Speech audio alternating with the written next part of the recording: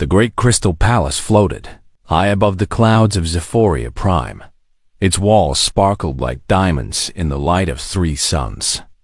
Inside this palace, 12 beings sat around a massive table made of black stone. These were not humans. They were something else entirely. Overlord Dexhai stood at the head of the table. His body looked like it was carved from blue crystal.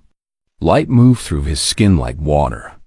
When he spoke, his voice echoed in the minds of everyone present. This was how his people talked to each other. They did not need to use their mouths. The humans are spreading, Dexhai said. His mental voice was cold and sharp. They have 17 worlds now. Soon they will have more. War Marshal Korthik slammed his massive fist on the table. The sound was like thunder. Korthik was twice as tall as a human. His skin was thick and gray like stone. Red eyes glowed in his ugly face. "Let them spread," he growled. "When we are ready, we will crush them all." Around the table, other beings nodded. There was Sage Veltaran, who looked like a ball of golden light. There was Commander 6, a snake-like creature with silver scales. There was High Priest Morlock, whose face was covered by a black hood. They all agreed with Korthik. These beings called themselves the Galactic Hegemony Council.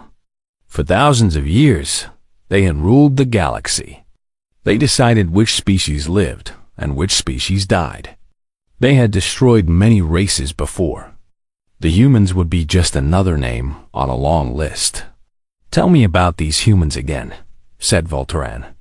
The light being's voice sounded like music, but there was no kindness in it. "How long have they been in space?" A small robot rolled forward. It projected images into the air above the table. The images showed human ships, human cities, human faces. "The humans first left their home world 53 years ago," the robot said in a flat voice. "They have built colonies on 17 planets. Their population is approximately 8 billion across all worlds." 8 billion, laughed Commander 6. The snake being's tongue flicked out to taste the air. "My people ate more than that for breakfast when we conquered the Rigel system." More laughter filled the room. These beings thought 8 billion humans was nothing. The smallest of their own empires had trillions of citizens. "What weapons do they have?" asked High Priest Morlock. His voice came from under his hood like wind through a cave. The robot showed more images. Human soldiers with energy rifles. Human ships with missile launchers. Human cities protected by force fields. "Their technology is approximately 300 years behind our current level," the robot reported. "Their weapons cannot penetrate our shields. Their ships cannot match our speed." "Primitives," spat Korthik. "We should have destroyed them when we first found them." "Patience," said Dexhai. "We learned long ago that it is better to let young species develop. When they have something worth taking, then we act." The Overlord waved his crystal hand. New images appeared in the air. They showed human mines pulling metal from asteroids. They showed human farms on green worlds. They showed human factories building machines. "Look how hard they work," Dexhai said. "They are building our future empire for us." This was how the galactic hegemony always worked. They watched young species grow strong. They let them build cities and fleets and armies. Then, when the time was right, they came like wolves. They took everything the young species had built. They killed or enslaved everyone they found. "I have studied these humans," said a new voice. All heads turned to look at Dr. Yithmer. He was a gray being with a large brain that pulsed with blue veins. "They are interesting in some ways. They fight each other often, but they also help each other. This makes them unpredictable. All young species fight among themselves," said Voltaran. "It makes them weak when we arrive." "Perhaps," said Dr. Yithmer. "But these humans have something unusual. When they are threatened by outsiders, they stop fighting each other. They become united. Korthik laughed so hard that crystals fell from the ceiling. United? 8 billion primitives with sticks and stones? Against us? He stood up from his chair. Even sitting down, he had been taller than most beings. Now he looked like a mountain. I could destroy their entire species by myself. No, said Dexai. We will do this properly. We will follow the old ways. The Overlord's crystal body began to glow brighter.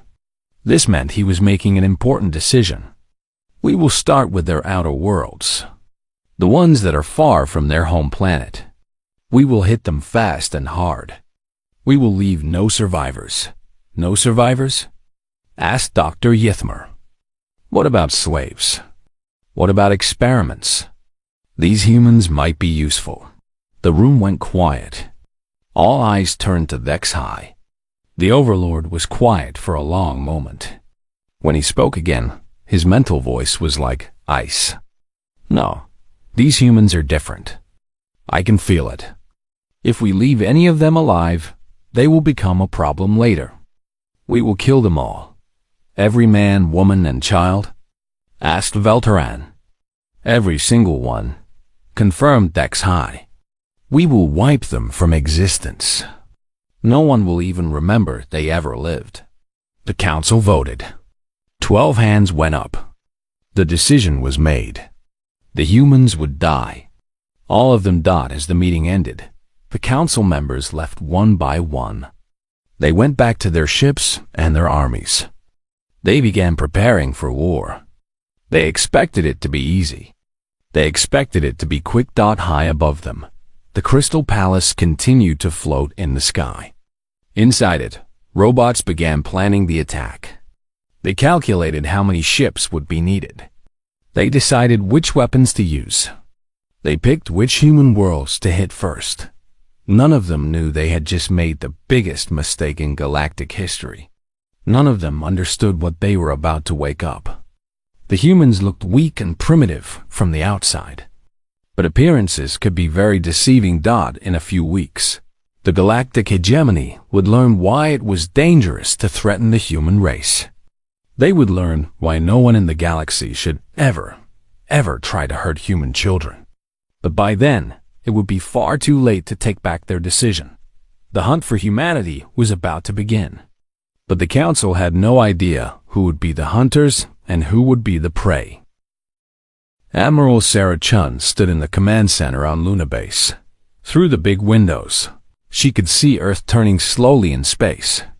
The blue and white planet looked peaceful. But Sarah knew that peace was about to end. The communication officer ran toward her. His face was white with fear. "Admiral," he said, breathing hard. "We're getting reports from the outer colonies. Something terrible is happening." Sarah felt her heart start beating faster. "Show me," she said. The main screen lit up with images from space. But these were not normal images. They were broken and full of static. Voices came through the speakers. Human voices screaming for help. "This is New Hope Colony," a woman's voice cried out. "They came from nowhere. Our shields are down. Our weapons are useless. They're killing everyone. Oh God, they're killing the children too. Please, if anyone can hear this." The transmission cut to static. Another voice came through. This one was a man from Frontier Station 7. "The ships are huge," he said. His voice shook with terror. "They're not taking prisoners. They're just destroying everything. The weapon they used, it makes people dissolve. Just dissolve into nothing. Sarah, if you're listening, tell my wife static again." More voices followed. From Kepler Colony, from New Texas, from Hope's End, all saying the same thing. The aliens had come. They were not here to conquer. They were here to kill every human they could find. General Marcus Rodriguez walked into the command center. His uniform was wrinkled like he had been sleeping, but his eyes were wide awake and angry. "How many colonies have we lost contact with?" he asked. "7 so far," Sarah replied. All of our outer worlds. The attack started 3 hours ago. They hit all 7 colonies at the same time. Coordinated attack, Marcus said. This was planned. Dr. Elena Vasquez hurried into the room. She was carrying a tablet computer filled with data. Elena was Earth's best expert on alien species. She had studied every alien race that humans had ever met. I've been analyzing the partial transmissions, she said. The weapon signatures don't match anything in our databases. What does that mean? Sarah asked. It means we're dealing with someone new, Elena replied. Someone with technology far beyond what we've seen before. The communication officer called out again. Admiral, I'm getting something from Kepler Colony. It's just one ship. They say they're the last survivors. Put them through, Sarah ordered. The screen flickered. Then they could see Captain Jim Morrison. His face was covered in blood and dirt. Behind him, they could see the ruins of what used to be a city. Earth Command, he said. This is Captain Morrison. Kepler Colony is gone. They hit us with some kind of weapon that eats through everything. Our shields, our buildings, our people. How many survivors? Asked Marcus. My crew and me. 23 people out of 50,000. Jim's voice broke. They didn't even land troops. They just fired from orbit until everything was dead. Then they left. Sarah felt sick. 50,000 people. Gone. Just like that. Jim, did you see what kind of ships they were using? Elena asked. Big ones. Crystal and metal. They move faster than anything I've ever seen. And the beings inside. I got a look at one of them before they started shooting. It wasn't human. It was tall and gray with too many arms. The transmission ended when Jim's ship lost power. Sarah looked around the room. Everyone was staring at her. They were waiting for orders. But what orders could she give? How do you fight an enemy you've never seen before? How do you protect your people when the enemy can destroy entire worlds? Elena, Sarah said, I need you to tell me everything you can about these aliens. Find out who they are and what they want. I'm already on it, Elena replied. But Sarah, based on what we've seen, I don't think they want anything from us except our deaths. What do you mean? Elena took a deep breath. They're not taking prisoners. They're not demanding surrender. They're not trying to capture our technology or our resources. They're just killing everyone they find. This isn't a war for conquest. This is genocide. The word hung in the air like a curse. Genocide. The systematic killing of an entire race of people. Marcus slammed his fist on a table. Then we fight back. We mobilize every ship we have. Every weapon. Every soldier. With what? Sarah asked. They just destroyed 7 colonies like they were stepping on bugs. Our best weapons couldn't even scratch their shields. Then we built better weapons, Marcus said. That takes time, Elena said. And I don't think they're going to give us time. The communication officer spoke up again. I'm getting reports from our deep space sensors. Large formations of unknown ships are moving toward the middle colonies. They'll reach Madison World and New Geneva in 18 hours. Sarah felt the weight of 8 billion lives pressing down on her shoulders. She was one of the most senior military officers in human space. If anyone could save humanity, it had to be her. But she didn't know how. There has to be something, she said. Some weapon we haven't used. Some strategy we haven't tried. Elena was reading from her tablet.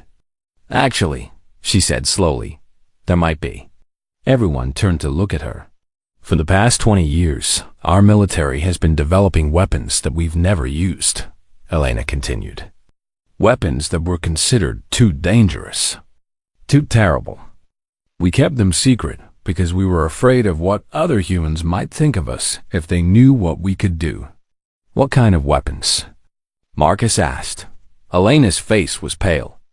Weapons that could destroy entire solar systems. Weapons that could kill every living thing on a planet without damaging the buildings. Weapons that could make stars explode. Sarah stared at her. Why were we building things like that? Because some of our scientists believed that one day we might meet aliens who wanted to destroy us, Elena replied. They wanted to make sure that if someone tried to wipe out humanity, we could wipe them out first. The room was quiet for a long moment. Then Marcus spoke. Where are these weapons now? Hidden, Elena said. Scattered across dozens of secret facilities. Most of our own government doesn't even know they exist. Sarah made her decision. Contact every facility. Tell them to start preparing everything they have. If these aliens want to kill every human in the galaxy, then we'll show them what happens when you threaten the human race. She turned to address the entire command center. Send a message to every human world. Every ship. Every station. Tell them what's happening. Tell them that we're at war. And tell them that this war will decide whether humanity lives or dies. As the messages went out across human space, something began to change. The scattered human colonies started coming together. Ships began moving toward Earth. Weapons that had been hidden for decades started powering up.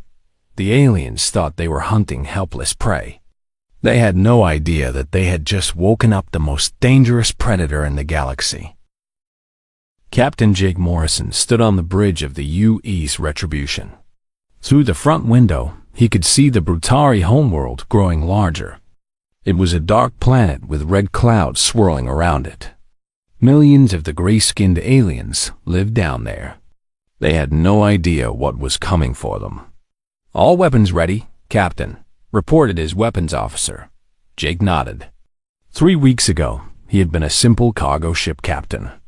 Then the aliens destroyed Kepler Colony. They killed his brother.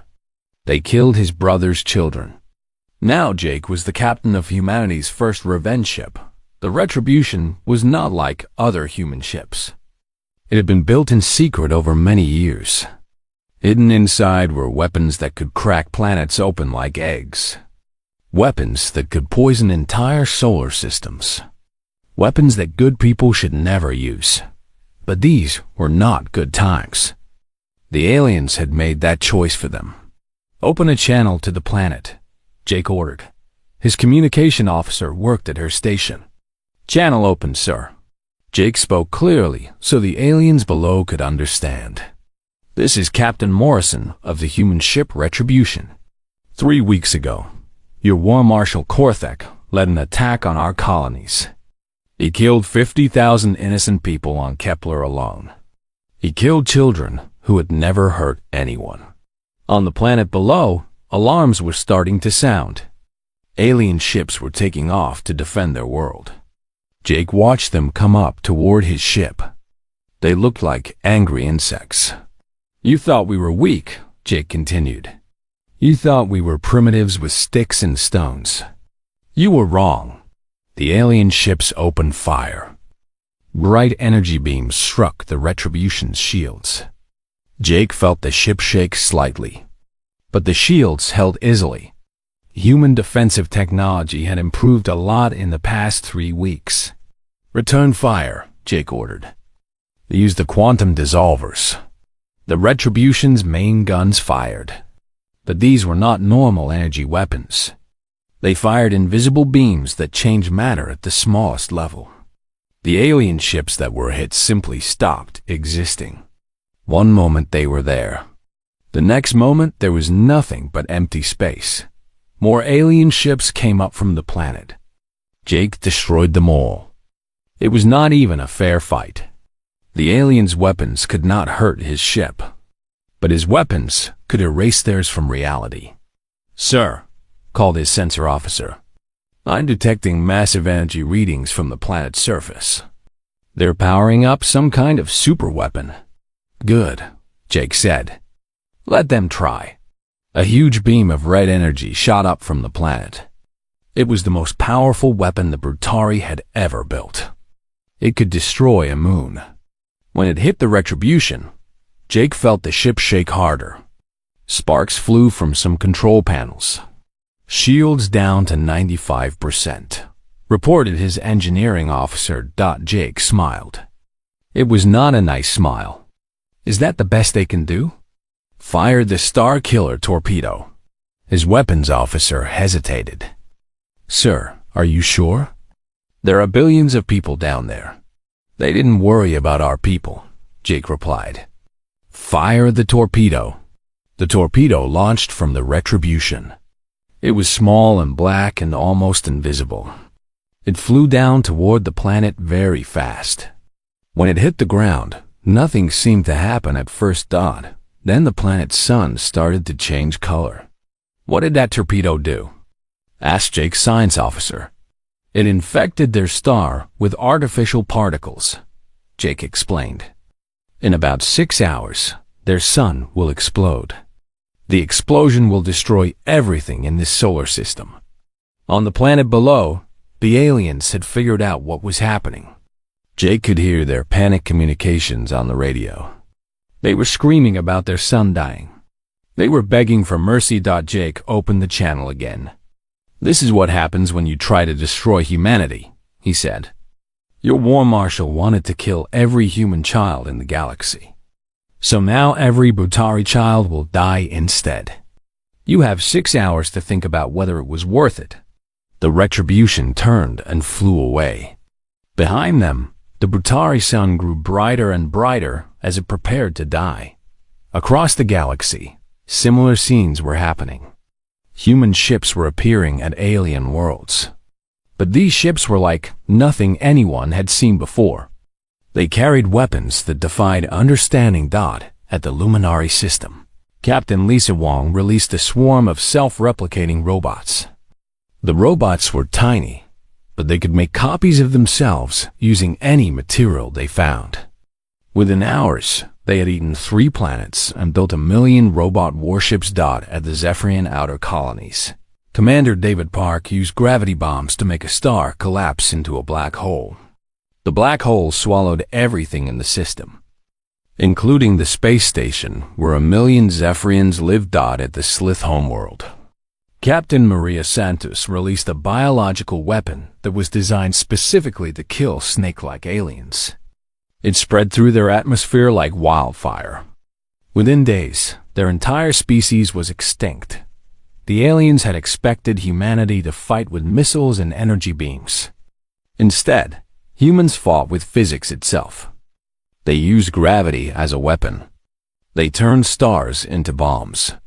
They made diseases that could kill specific types of aliens while leaving human-friendly worlds untouched. In the Crystal Palace above Sephoria Prime, the Galactic Council was meeting an emergency session.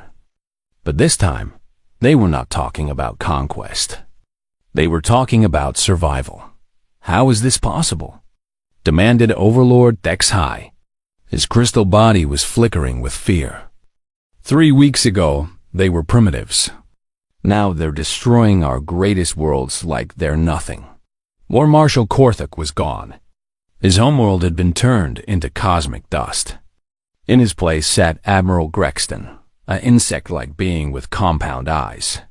They were never primitives, Grexton said. They were hiding their true capabilities. This was all planned. Dr. Yithmer's brain was pulsing faster than usual. This meant he was thinking very hard. I've been studying their attack patterns, he said. These weapons they're using, some of them are based on technology that should take centuries to develop. But the humans already have them. What are you saying? Asked Sage Velteran. I'm saying they've been preparing for this war for decades, Dr. Yithmer replied. While we thought they were primitive farmers and miners, they were secretly building the most advanced weapons in the galaxy. They were planning for the day when someone would try to destroy them. Commander Six hissed with anger. Then we fight back. We use our own superweapons. We tried, said Admiral Grexton. We hit their world called New Geneva with our planet cracker bomb. The bomb didn't even scratch their new shields. But somehow, They turned our own bomb around and sent it back at us. It destroyed our entire attack fleet. The room fell silent. Their planet cracker bombs were supposed to be unstoppable. But the humans had stopped one and sent it back like it was a ball in a children's game. How many of our worlds have we lost? Asked High Priest Morl. OK. Dr. Yithmer checked his data tablet. 47 major worlds. 300 minor colonies. Approximately 200 billion beings. And how many human worlds have we successfully destroyed since they started fighting back? None. The word hung in the air like a death sentence. None. The mighty galactic hegemony, rulers of the galaxy for thousands of years, had not managed to destroy a single human world since the war began. We need to negotiate, said Voltaran. We need to offer them something they want. What could we offer them that they can't just take? Asked Dex High. Peace, said a new voice. Everyone turned to look at the speaker. It was Counselor Zephyra, a small blue being who rarely spoke in council meetings.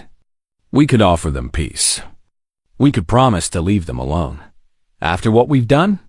Dr. Yithmer shook his head. Look at their pattern of attacks. They're not trying to conquer us. They're trying to erase us. Just like we tried to erase them. The truth hit the council like a cold wind. The humans weren't trying to rule the galaxy. They were trying to empty it.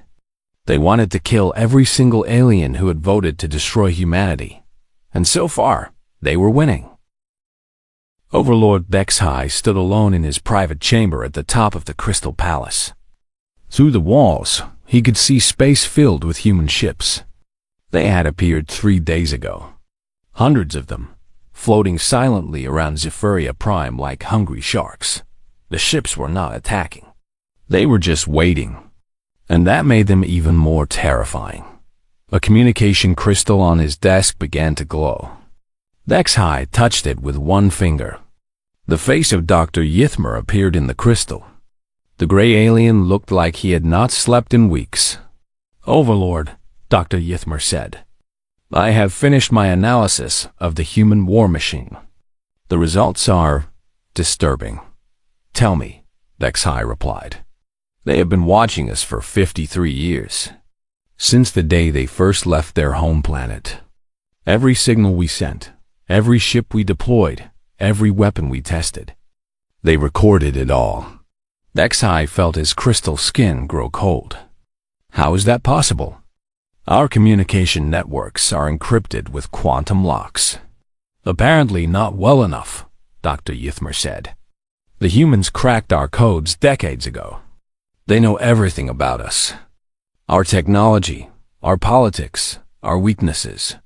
They even know which of our worlds have the weakest defenses. The Overlord walked to his window. Below, he could see the lights of his capital city. Billions of Zephyrians lived down there. They were hiding in their homes, waiting for death to fall from the sky. What about our allies? Bexhai asked.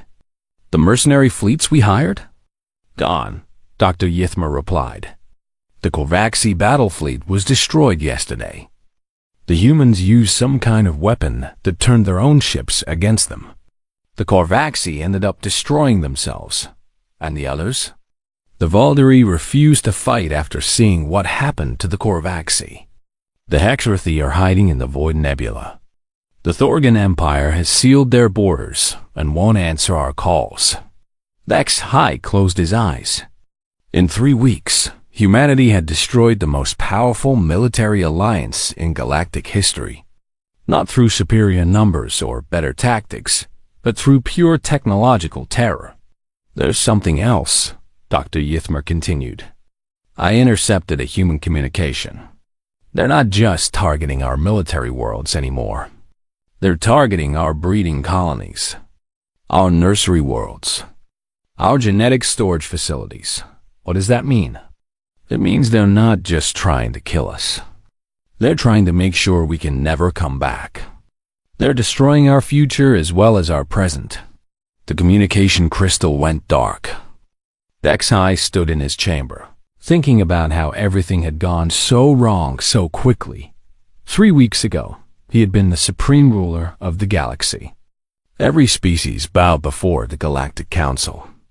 Every world paid tribute. Every star system followed their laws. Now he was trapped in his own palace, waiting for the humans to decide whether he lived or died. A new crystal began to glow. This one was different. It was emergency red, which meant someone was calling from the council chambers. Dexhai activated it. Overlord. The voice belonged to Admiral Grexton. The humans are broadcasting on all frequencies. They want to talk. Dexhai felt a spark of hope. If the humans wanted to talk, maybe they could negotiate. Maybe they could find some way to survive this nightmare. Put them through, he ordered. The crystal changed colors. Now it showed the face of a human female. She had gray hair and cold blue eyes. Her uniform was clean and professional. But there was something in her expression that made Dexhai's skin crawl. I am Admiral Sarah Chun of the Terran Defense Force, the human said. I am speaking to what remains of the Galactic Hegemony Council. I am Overlord Dexhai, he replied. We are willing to discuss terms. Terms? Admiral Chun's eyebrows went up. You think this is a negotiation? We could offer reparations, Dexhai said quickly. Resources, technology, territory. Whatever you want.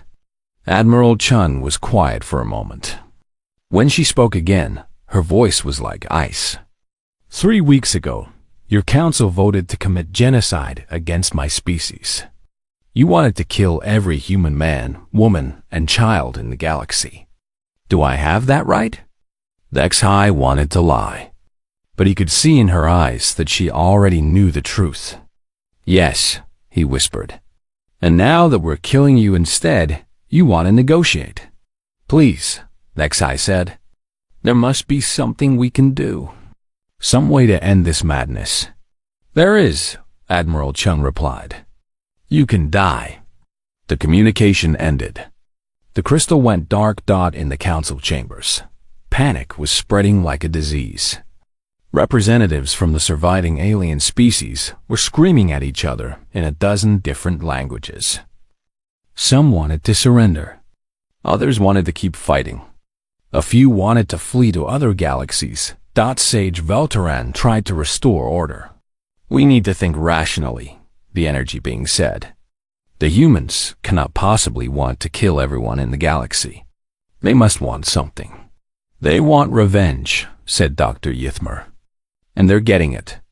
Commander 6 slithered around the table. His silver scales were dull with fear. My intelligence reports say they have weapons we haven't even seen yet. Weapons that could destroy the entire galactic core. That's impossible, said High Priest Morlock. No one has that much power. Dr. Yithmer laughed, but it was not a happy sound. 24 days ago, we thought it was impossible for primitives to destroy our greatest worlds. We were wrong about that too. Through the crystal windows, they could see the human fleet growing larger. More ships arrived every hour. Some were huge battleships covered in weapon ports. Others were small and sleek and moved too fast to track. A few looked like nothing anyone had ever seen before. They're not even hiding their numbers from us, observed Admiral Grexton. They want us to see how hopeless this is. Maybe that's the point, said Counselor Zephyra. Maybe they want us to surrender. To what end? Asked Dexhai. So they can kill us more efficiently? The Overlord had returned to the council chambers. His crystal skin was flickering rapidly, which meant he was very upset. I just spoke with their Admiral Chun. She made it clear that they have no interest in our surrender. Then what do they want? Demanded Velteran. Our extinction, Dexhai replied. Complete and total. They want to wipe us from the galaxy like we never existed. The council chamber fell silent. Outside, more human ships continued to arrive. Inside, the representatives of 12 ancient species realized that they were about to become extinct.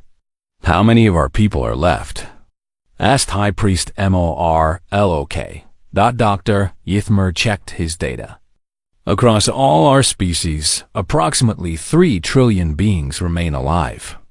But the humans are destroying our worlds faster than we can evacuate them. 3 trillion, whispered Counselor Zephyra. 3 weeks ago, we ruled over 800 trillion beings. The math was simple and terrible. In 3 weeks, humanity had killed more than 99% of the galactic hegemony's population, and they showed no signs of slowing down. We could try to run, suggested Admiral Grexton.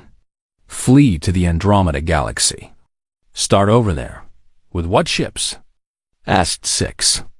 The humans have destroyed most of our fleet. And besides, how do we know they won't follow us there too? Dr. Yithmer was studying his tablet again. His brain was pulsing very fast. Actually, he said slowly, I don't think running will work. Why not? Because I've been tracking their ship movements. They have fleets positioned at every major hyperspace jump point. They're not just destroying our worlds. They're cutting off our escape routes. They've trapped us here. The terrible truth settled over the council like a heavy blanket. They were not just losing the war. They were not just facing defeat. They were facing total annihilation. And there was nothing they could do to stop it. The humans had come for revenge. And they were very, very good at it. Admiral Sarah Chun stood on the bridge of the U-East Judgment. Through the massive viewing window, she could see the Crystal Palace floating above Zephyria Prime. It looked beautiful in the light of the 3 suns. But Sarah knew what evil had been planned inside those sparkling walls.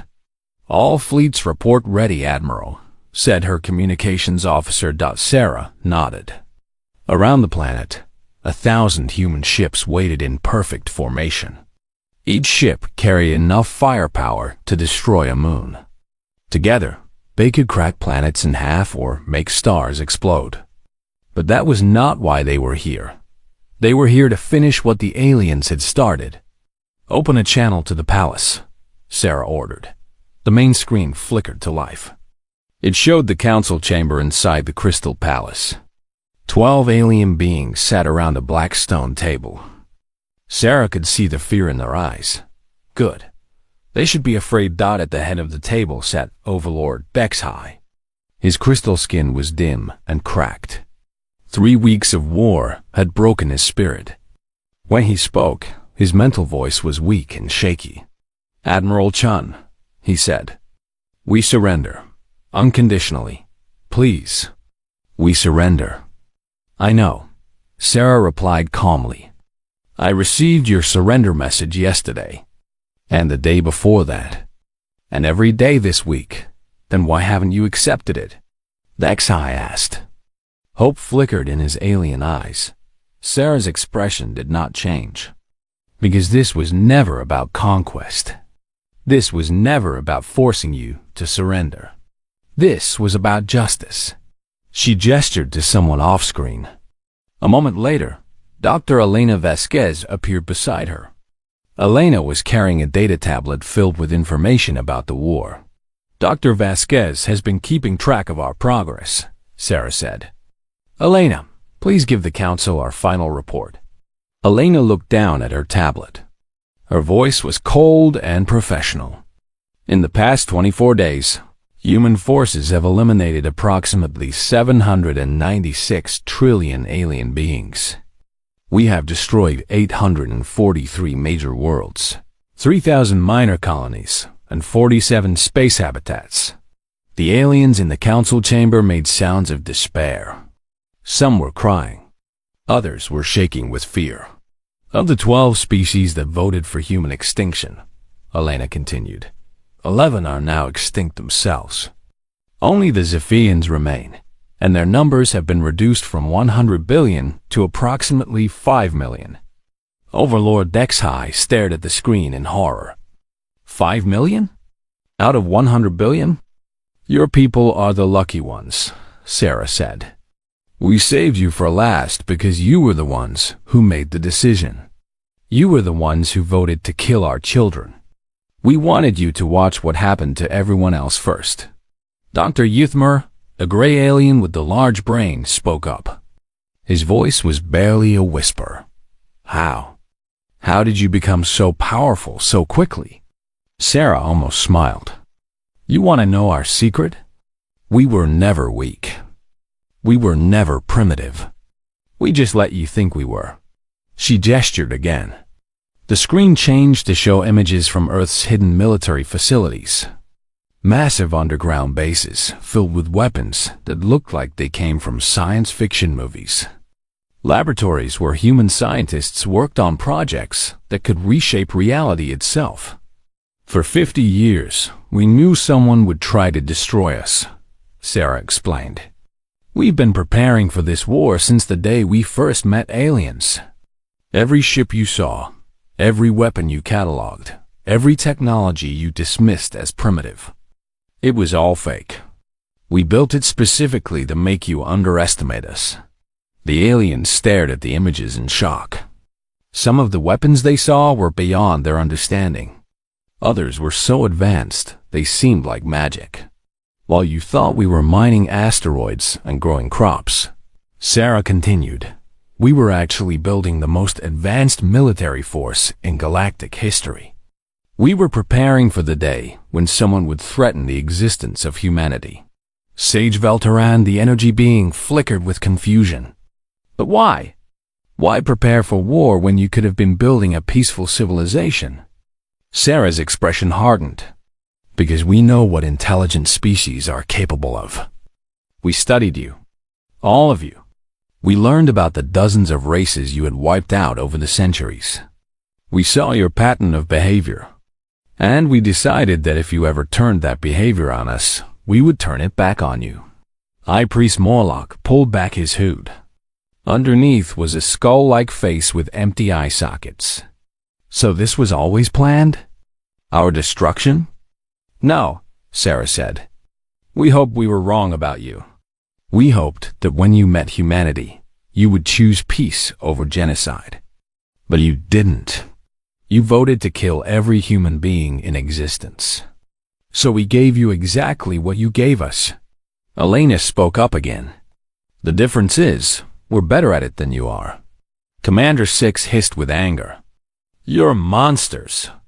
You're worse than we ever were. Are we? Sarah asked. You wanted to wipe out 8 billion innocent humans because you thought we looked weak. We wiped out your civilizations because you actually tried to commit genocide. Which one of us is the real monster? The council chamber fell silent. They had no answer to that question. Overlord Dex High made one last desperate attempt. What about mercy? What about forgiveness? Surely your species believes in second chances? Sarah was quiet for a long moment. When she spoke, her voice was heavy with sadness. 3 weeks ago, I might have agreed with you. But then you killed my nephew on Kepler Colony. He was 6 years old. His name was Tommy, and he loved to draw pictures of spaceships. She paused, collecting herself. You also killed Maria Santos's daughter, and David Park's parents, and Jake Morrison's brother and his children. You killed millions of people who never hurt anyone. Children who had never even seen an alien before. And you did it because you thought it would be easy. The Admiral's voice grew harder. You want mercy? You want forgiveness? Asked Tommy. Oh wait, you can. Because you dissolved him with your weapons before he even knew what was happening. Dex High's crystal body began to crack. Actual tears were flowing from his alien eyes. Please, he whispered. We made a mistake. We were wrong. Surely that doesn't mean our entire species has to die. You're right, Sarah said. It doesn't. Hope flickered in the Overlord's eyes again. That's why we're leaving, Sarah continued. In 1 hour, every human ship will depart this galaxy. We're going somewhere else. Somewhere far away where we can build our civilization in peace. Leaving? Dex High was confused. What? What about us? Sarah gestured to Elena again. The screen changed to show images of Zephoria Prime from orbit. But something was wrong with the planet. Its surface was covered in a strange, glowing fog. 47 minutes ago, we released a biological agent into your atmosphere, Sarah explained. It's designed specifically to target Zephyrian DNA. It's completely harmless to other species. But it will kill every Zephyrian on the planet within the next 2 hours. The council chamber erupted in screams and shouts. Aliens were running toward windows, looking down at their home planet with horror. You could have evacuated, Sarah said calmly. But our ships have been jamming your communications for the past hour. Your people don't know what's happening. They'll die peacefully in their sleep. Lexhi fell to his knees. His crystal body was breaking apart. Why? He sobbed. Why didn't you just kill us quickly like the others? Because you were the leaders, Sarah replied. You needed to understand what you had done. You needed to watch your civilization end, just like you wanted us to watch ours end. She paused, looking down at the broken alien with something that might have been pity. In 2 hours, the galactic hegemony will be extinct, Sarah said. Every species that voted for human genocide will be dead. The galaxy will be empty, except for the few primitive species you hadn't gotten around to destroying yet. And then? Then it will be their galaxy, Sarah said. Maybe they'll do better than you did.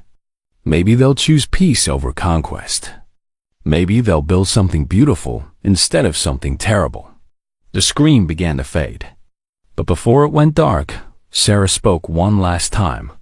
We're leaving a message beacon in orbit around your planet. It will broadcast for 1,000,000 years, telling the story of what happened here. Future civilizations will learn about the galactic hegemony. They'll learn about the council that thought genocide was acceptable. And they'll learn what happens to species that threaten humanity. The screen went black dot in the Crystal Palace. The aliens waited to die. Below them, their home planet was already beginning to change color as the biological weapon spread through the atmosphere. Above them, the human fleet began to disappear.